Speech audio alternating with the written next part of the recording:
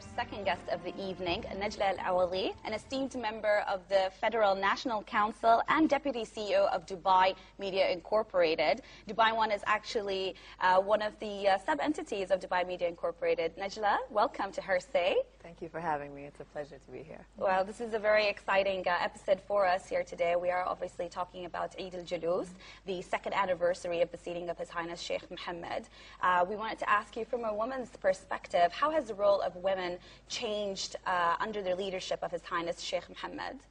Well, I would say beyond any doubt that Sheikh Mohammed, what he's done for women in our society today is revolutionary, really. Right. It's for myself, I can say that I'm one of the Emirati women who's really witnessed the changes that have happened in the last 10 years in terms of the place of women in society. And I always ask people to keep in mind that as a society, we are only 36 years old. So that's very, very young as a nation. And yet, being 36 years old, we have two female ministers who have been appointed under His Highness's rule. And we've also have the highest, or one of the highest percentage of women in parliament across, globally speaking. Really? We have one of the second highest after Germany.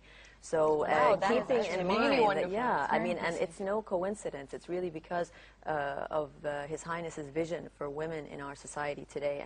And this is really on a level of the UAE. But I can speak specifically about Dubai since I'm from the city of Dubai, and His Highness has been really instrumental in pushing the rights of women forward and their role in society forward. And I always tell people that women in most parts of the world have had to fight for their rights. In the UAE and in Dubai specifically, you know, we've been given so many rights and so many opportunities, beginning with education.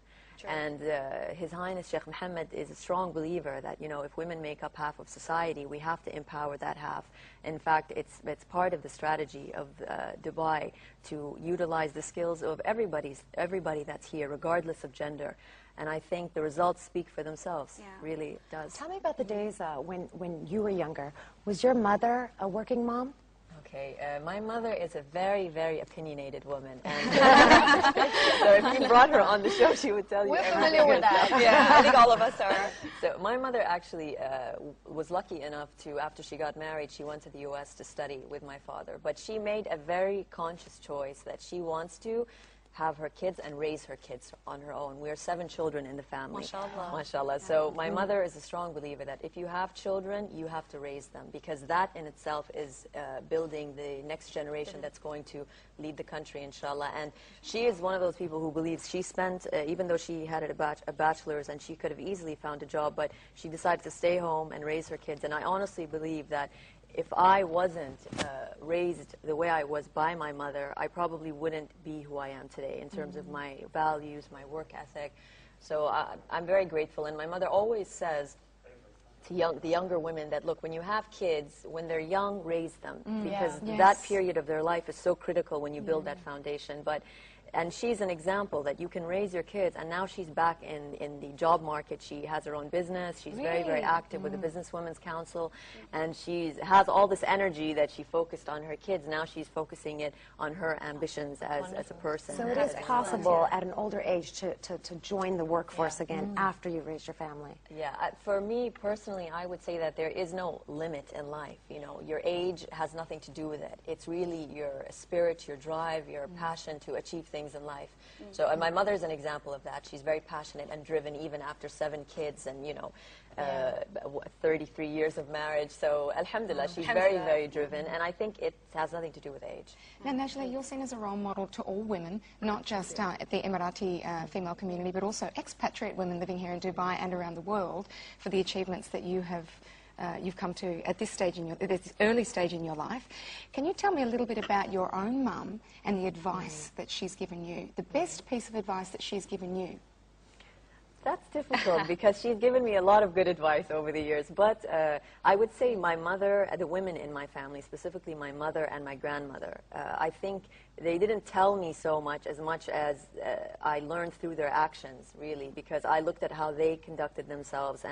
And for me, it really was about patience and determination in life, that if you don't get things as you had thought you would get them immediately, but you're driven by the right things, you know. And I always think the motives that drive you are very important, because if you're driven by a noble cause or a noble sense of contributing in life, you will never give up. No matter how many times you fail, no matter how much bad experiences you have, you keep moving forward. Yeah. Right. And I think that's what I've learned from my mother and her mother before her also.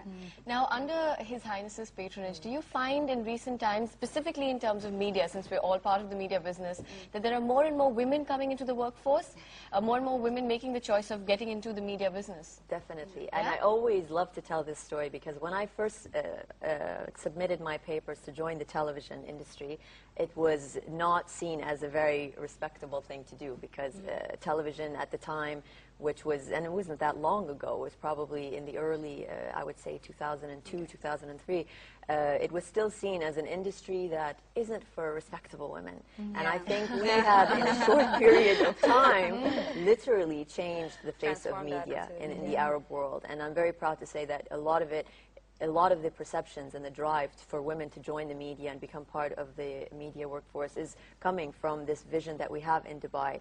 You know, we've positioned ourselves as a media hub, but if you also look at the company that we're working with, which is DMI, we have a large percentage of women, a lot of Emirati women who have joined and are very eager to get into production, into directing, and now to also become executives in the company.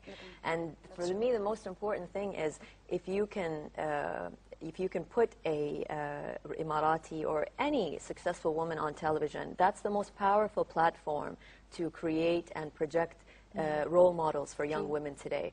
So for us, you know, it's really driven by this vision that His Highness Sheikh Mohammed has. He understands the power of media, and this is why women are presenting the show today. Yeah, that's good. And you have a lot of leadership in the company, which happens to be women. Well, Najlaء, just quickly, tell us what Eid al-Julus actually means for you, and what you wish for the next oncoming years of Sheikh Mohammed's leadership.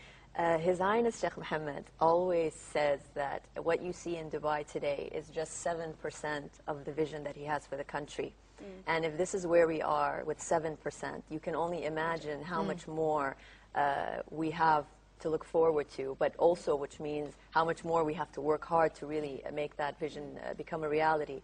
I'm very proud of, I mean, for me, if people ask me who is your role model, I mean, I have many role models, but when it comes to my country and my sense of work ethic, it's His Highness Sheikh Mohammed, because he's probably, I would say, one of the most exceptional leaders on a global level. He's a man who has so much vision. And I have to tell you the story that I was privileged enough to be in a majlis when Sheikh Mohammed was talking to a group of people, and he said, I had taken some of my team to the desert, and this was maybe several years ago, and I asked them, well, what do you see here? And they all smiled and said, well, Your Highness, we see desert. And then he said, well, no, I see towers. I see towers, and I see, you know, a real revival of an Arab Renaissance. And really, this is what Sheikh Mohammed is about. Well, Najlaء, thank you so much for being here with us today. It was such a pleasure, obviously, and we hope to see you.